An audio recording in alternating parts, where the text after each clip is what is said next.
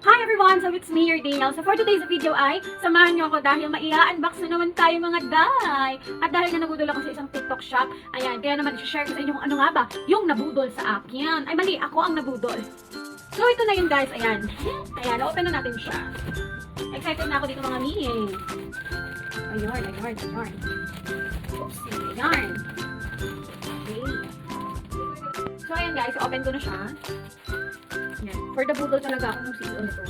And madami din mga ganang feedback ako nakita dito. Kaya naman hindi na ako nagpahuli dahil. Kasi kung magpapahuli ka, may iwanan ka, di ba?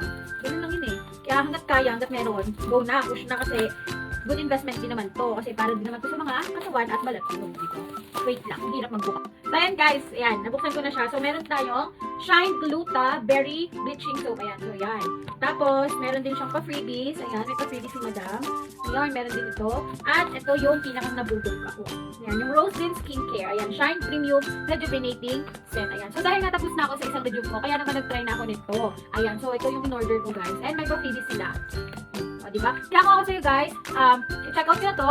I-share ko yung mga benefits ito sa mga susunod kong video. Kaya naman, follow me and panoorin nyo tong video na to. And yun lang guys, thank you so much for watching and have a happy Monday. Bye guys! I love you! Mwah!